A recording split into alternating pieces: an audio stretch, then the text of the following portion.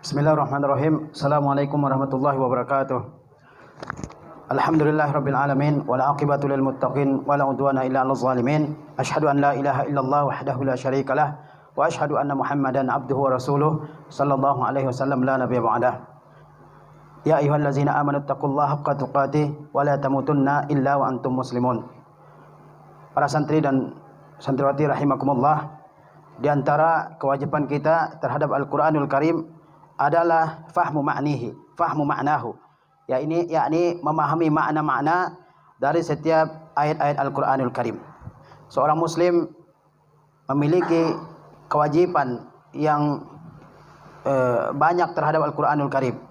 Di antaranya dia harus beriman kepada Al-Qur'anul Karim, dia harus membacanya dengan sebaik-baiknya, kemudian dia harus memahami maknanya dan mempraktekannya dalam kehidupannya, kemudian juga mendakwahkan dan membela Al-Qur'anul Karim dari setiap orang-orang yang mencela Al-Qur'anul Karim.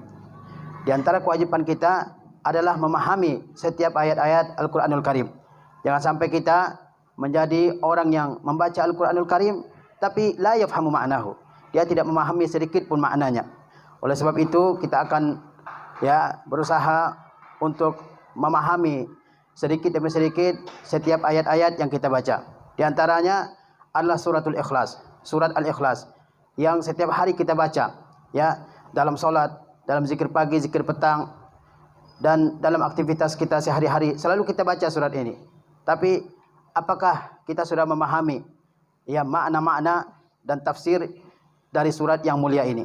Oleh sebab itu dalam kesempatan ini saya akan menjelaskan sedikit tentang makna surah Al-Ikhlas. Yang pertama adalah nama-nama surah Al-Ikhlas. Di dalam Al-Qur'anul Karim ada surat-surat yang memiliki banyak nama. Di antaranya adalah suratul Ikhlas.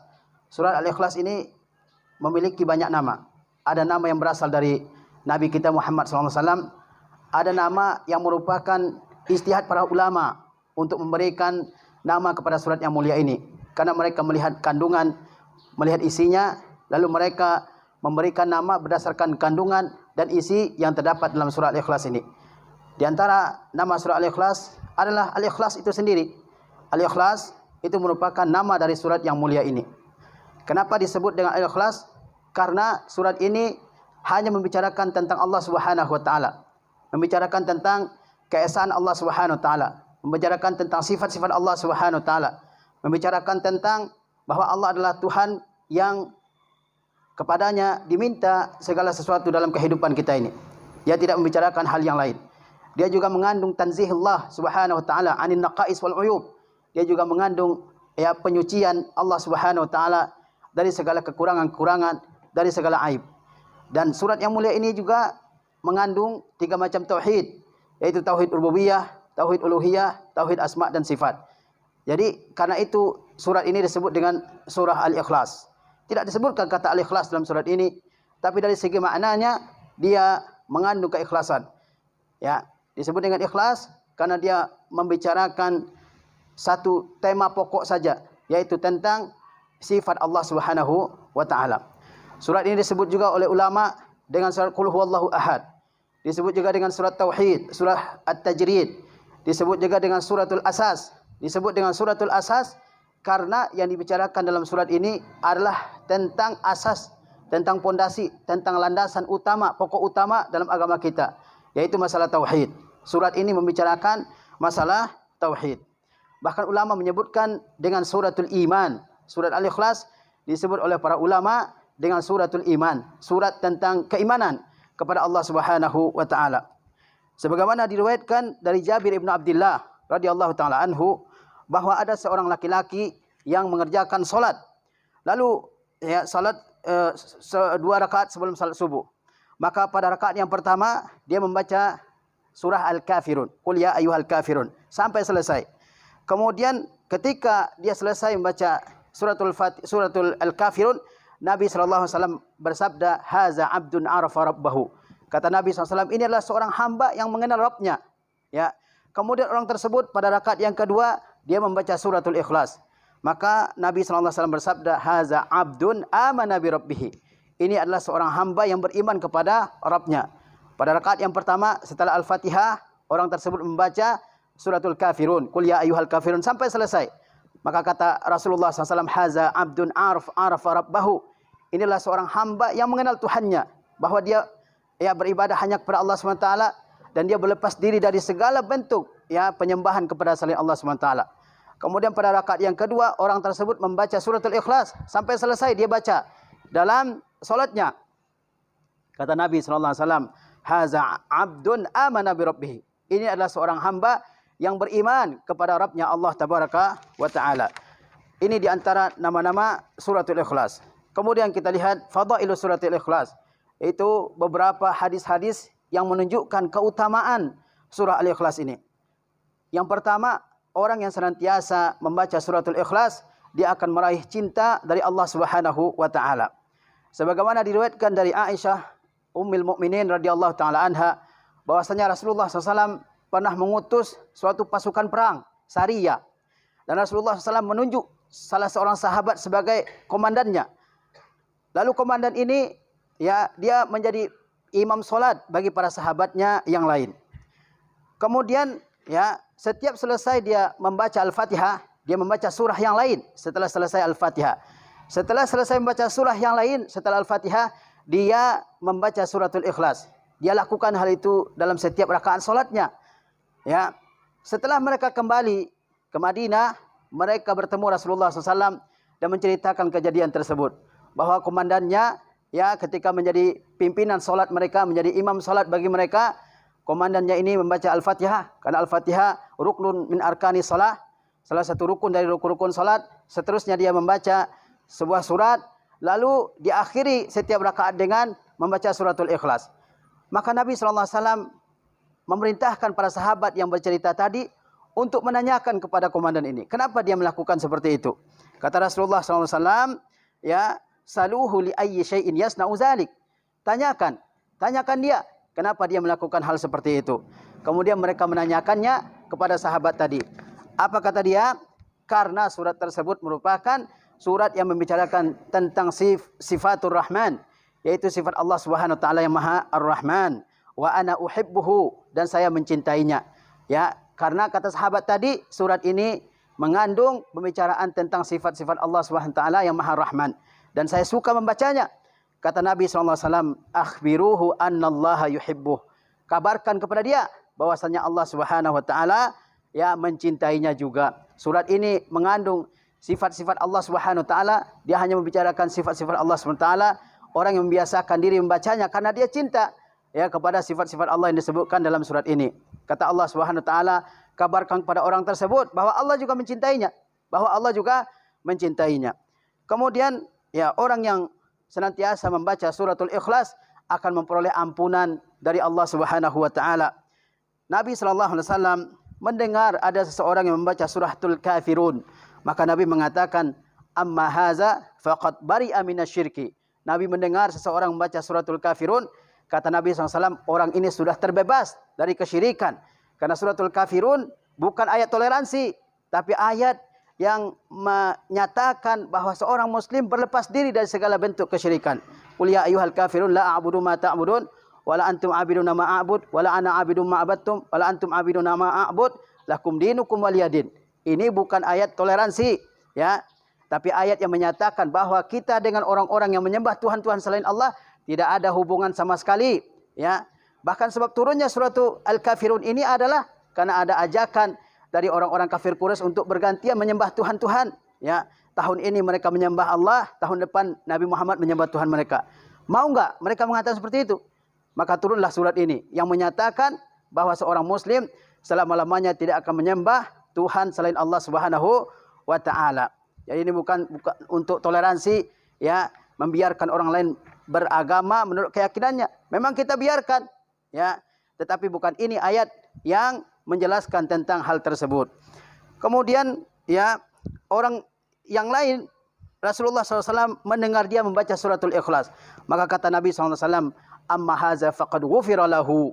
Adapun orang ini, maka sesungguhnya dia telah diampuni oleh Allah Subhanahu wa taala. Dalam hadis yang lain kata Rasulullah SAW, qul huwallahu ahad ta'dilu sulusal Quran.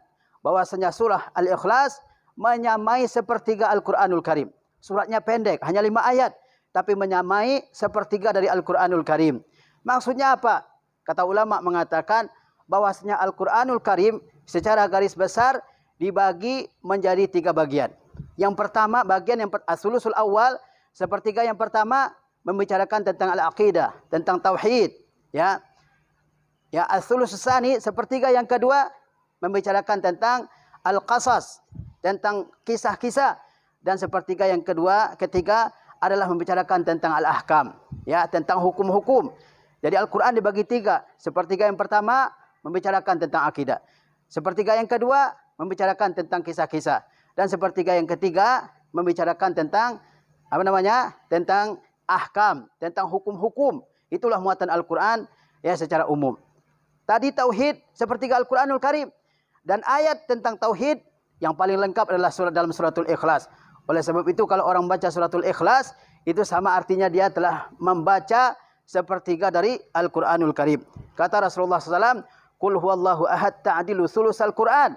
Qul huwallahu ahad adalah menyamai sepertiga dari Al-Quranul Karim. Surat yang mulia ini juga kita baca dalam setiap solat sunnah sering dibaca, dalam doa sering dibaca, dalam solat sunnah dibaca, dalam solat witir dibaca, dalam solat setelah tawaf dibaca, 2 rakaat setelah maghrib dibaca juga surat ini. Kemudian dibaca setiap selesai solat.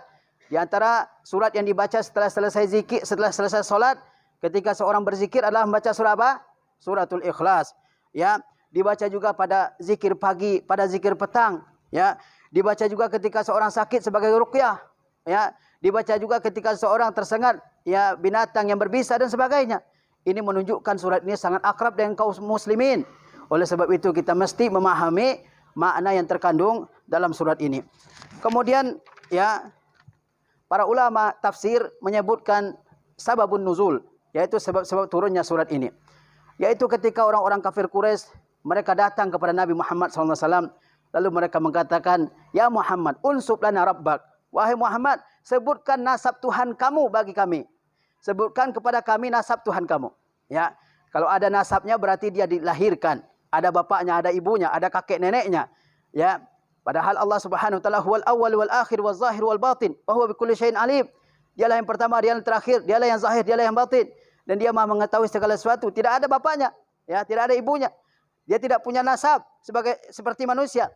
Maka Allah Subhanahu wa taala turunkan surah Al-Ikhlas ini. Surah Al-Ikhlas ini seperti yang diriwayatkan dari sahabat yang mulia Ubay bin Ka'ab radhiyallahu taala anhu. Ayat yang pertama bunyinya Qul huwallahu ahad. Katakanlah dialah Allah Tuhan yang esa. Ya. Nabi Allah perintahkan untuk mengatakan dengan tegas, dengan jelas bahwasanya Allah itu Maha Esa. Qul huwallahu ahad, katakan. Ini juga menjadi kewajiban bagi setiap kita untuk mengatakan bahwa Allah itu Maha Esa. Qul huwallahu ahad, ya. Allah Subhanahu wa taala Maha Esa, ya. Allah tidak berbilang, Allah tidak 2, tidak 3, tapi Allah Subhanahu wa taala Maha Esa.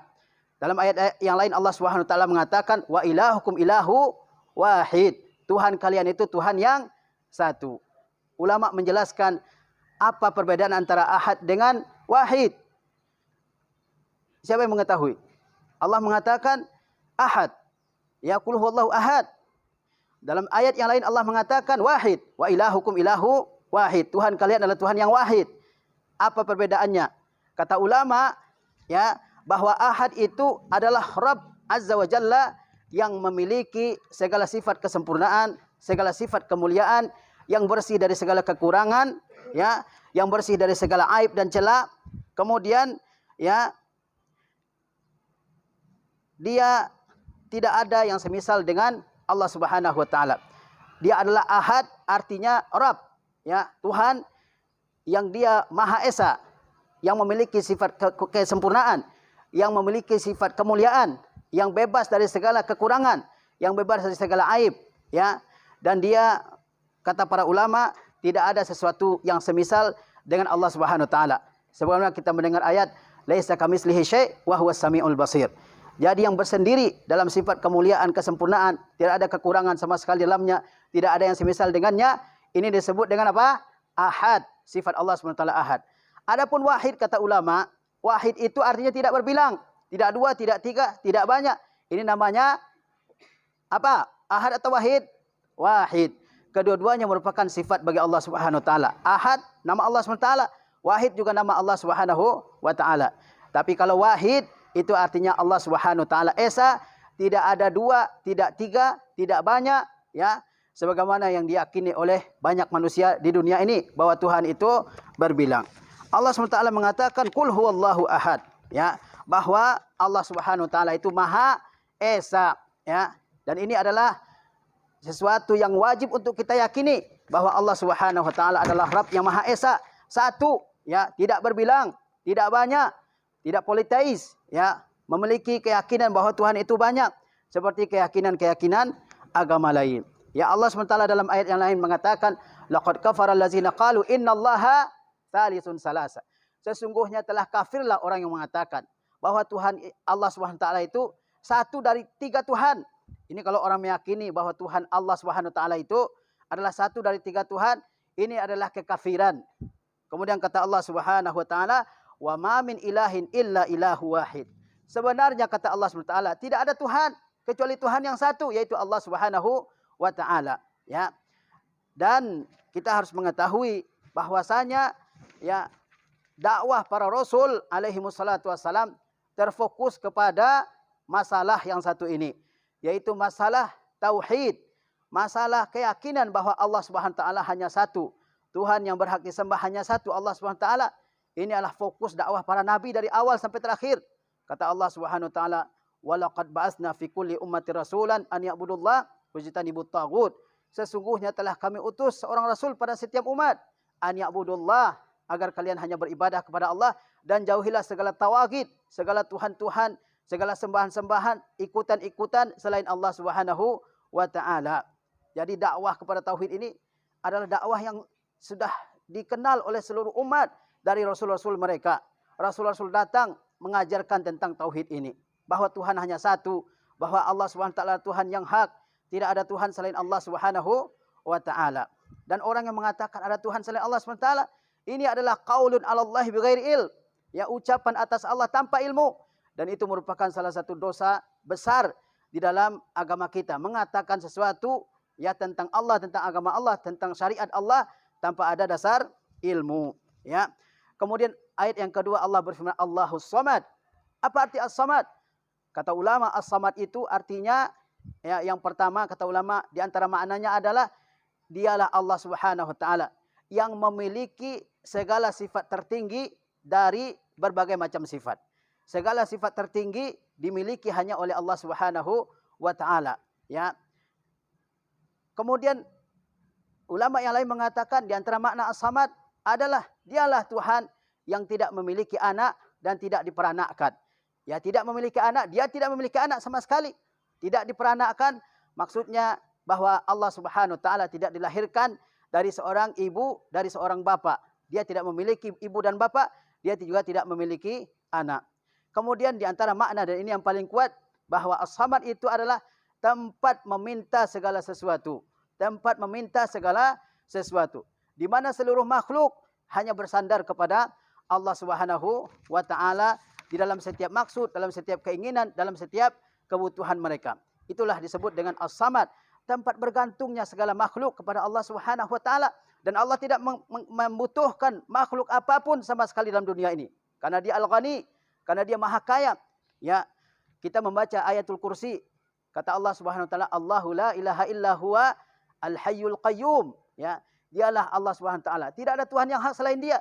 Dia Maha Hidup, Al-Qayyum. Al-Qayyum itu Maha mengurusi seluruh makhluknya. Ya, Dia Maha mengurusi setiap makhluknya, baik manusia, hewan, tumbuh-tumbuhan, langit, bumi, ya, lautan dan sebagainya. Allah Subhanahu wa taala yang mengurusnya. Allah yang memberikannya rezeki, Allah yang memberikannya, ya, keperluannya masing-masing. Allah yang menunjukinya dan sebagainya dari berbagai macam urusan makhluk ini. Dari mana itu semua? Dari Allah Subhanahu wa taala. Itulah makna As-Samad, yang menjadi tempat bergantung segala sesuatu, ya. Itu yang disebut dengan As-Samad, Allahus Samad. Kemudian ayat yang ketiga Allah mengatakan walam yakul lahu, Allah ayat yang ketiga mengatakan lam yalid walam yulad. Allah tidak beranak walam yulad, Allah tidak diperanakan. Ya, Allah tidak membutuhkan anak. Kenapa? Sebab orang punya anak karena dia membutuhkan anak. Ya, Allah Subhanahu wa taala Maha Kaya. Dia tidak membutuhkan seseorang pun. Dan orang yang mengatakan Allah punya anak, ini adalah salah satu dosa besar seperti yang Allah sebutkan di akhir surah Maryam. Kata Allah Subhanahu wa taala, "Wa qalu ittakhazar rahman walada." Mereka mengatakan Allah itu punya anak. Ya. Laqad ji'tum syai'an idda. Kamu sudah melakukan, kalau meyakini Allah punya anak, itu kamu sudah melakukan suatu kemungkaran yang sangat besar. Idda dalam bahasa Arab ai al-munkarus syani', ai al-munkarus syani', yaitu kemungkaran yang sangat berat. Ini orang yang mengatakan Tuhan punya anak, dia sudah melakukan suatu hal yang mungkar, sesuatu yang sangat keji, dan kekejian itu sangat berat. Allah sebutkan ya akibatnya kalau seseorang mengatakan Tuhan punya anak. Takadus samawati yatafattarna minhu. Hampir saja langit ini pecah semuanya. Wa tansyaqqul ardu. Hampir saja bumi belah. Ya, anda auli rahmani walada. Karena kalian mengklaim bahwa Allah SWT punya anak. Allah SWT tidak punya anak. Jadi kalau ada yang meyakini ada Tuhan anak, itu adalah kebatilan yang sangat batil. Ya. Kenapa? Allah mengatakan ya bahwa kalau orang punya anak, pertama dia membutuhkan anaknya. Sementara Allah adalah Al-Ghani, Tuhan yang Maha Kaya. Dia tidak membutuhkan kepada seorang pun. Malah kita yang perlu Allah SWT. Malah makhluk yang perlu Allah. Allah tidak perlu kepada makhluk. Kata Allah Subhanahu wa taala, qalu ittakhazallahu walada subhanahu huwal ghani.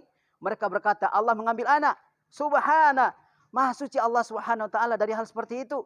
Huwal ghani, dialah Allah Subhanahu wa taala yang Maha Kaya. Ya. Kemudian kenapa Allah tidak punya anak? Ya. Tadi saya katakan Allah tidak punya anak karena Allah Maha Kaya.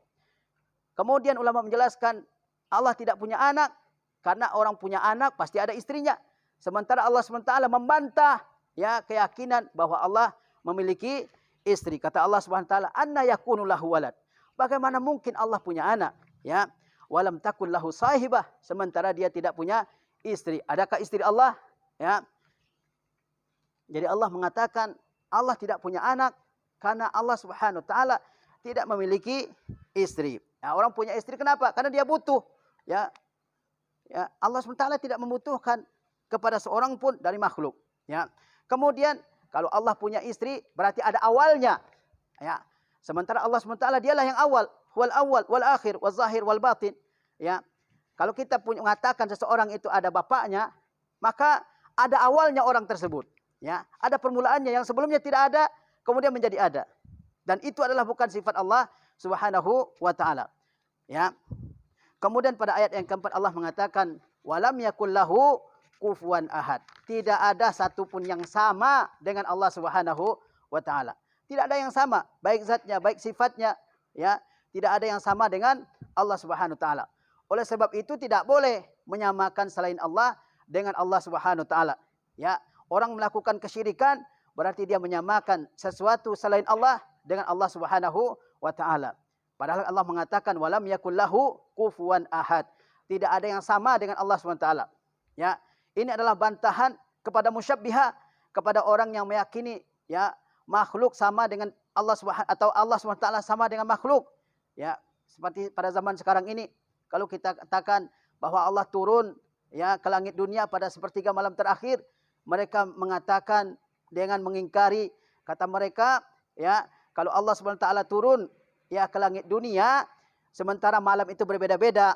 Ya, di sini malam, di sana masih siang. Lalu apakah Tuhan selalu di langit yang terdekat, di langit yang paling rendah? Ya, mereka tidak akan mengatakan hal seperti itu kecuali dalam otak mereka ya sudah ada keyakinan bahwa Allah Subhanahu wa taala mirip dengan makhluknya. Padahal kita meyakini bahwa Allah Subhanahu wa taala itu ya tidak ada satupun yang mirip dengan Allah Subhanahu wa taala. La nazira lahu, la syabiha lahu, la matsila lahu, la nidda lahu. Tidak ada yang mirip, tidak ada yang serupa, tidak ada yang sebanding dengan Allah Subhanahu wa taala. Ya. Kata Allah SWT dalam ayat yang lain, laisa kamitslihi syai', tidak ada satupun yang sama dengan Allah Subhanahu wa taala. Wa huwas samiul basir, dan Allah Maha mendengar lagi Maha melihat. Kata Allah Subhanahu wa taala, Rabbus samawati wal ard, fa'budhu wastabir li ibadatihi. Allah itu adalah Rabbnya langit dan bumi. Beribadahlah kalian kepada Allah, ya, dan bersabarlah dalam beribadah kepada Allah Subhanahu wa taala. Hal ta'lamu lahu samiyya? Apakah kamu tahu ada yang sebanding dengan Allah Subhanahu wa taala? Allah yang Maha Kaya, Allah yang Maha Berkuasa, Allah yang Maha Mulia, Allah yang Maha Perkasa. Adakah yang sebanding dengan Allah Subhanahu wa taala? Allah yang mengatur, Allah yang memberikan rezeki, Allah yang menghidupkan, mematikan, memberikan manfaat, mendatangkan mudarat, ya. Allah yang berkehendak sesuai dengan kehendaknya. Allah yang Maha Bijaksana. Apakah ada yang sama dengan Allah Subhanahu wa taala? Oleh sebab itu, seorang muslim harus meyakini dengan seyakin-yakinnya dalam hati bahwa Allah Subhanahu wa taala adalah yang bersendiri dengan zatnya, tidak dimirip-miripkan, tidak diserupakan dengan apapun selain Allah Subhanahu wa taala. Ya, barangkali ini yang bisa saya sampaikan dalam kesempatan yang mulia ini. Mudah-mudahan Allah Subhanahu wa taala meneguhkan kita semua di atas tauhid, tidak melencengkan kaki-kaki semua ya dari jalan tauhid. Karena menyesatkan ya manusia dari jalan tauhid sangat banyak. Manusia harus senantiasa berhati-hati, harus senantiasa menjaga diri, dan harus senantiasa mempersenjatai dirinya dengan ilmu supaya tidak disesatkan. Karena yang akan menyesatkan kita itu banyak. Ada setan dari kalangan jin, ada setan dari kalangan manusia. Oleh sebab itu seseorang senantiasa at-tasalluh bil ilmi, yang mempersenjatai dirinya dengan apa? Dengan ilmu. Kalau kita tidak mengetahui tentang Allah Subhanahu wa taala, maka sangat mudah disesatkan oleh orang, sangat mudah dibelokkan oleh orang, sehingga muncullah berbagai macam keyakinan-keyakinan yang menyimpang, tayarat fikriyah munharifah, ya, aliran pemikiran menyimpang tentang Allah Subhanahu wa taala dalam kehidupan ini lisababil jahli, ya, karena kebodohan yang meliputi kebanyakan kaum muslimin. Wassallallahu ala nabiyina Muhammad wa ala alihi wasallam. Wassalamualaikum warahmatullahi wabarakatuh.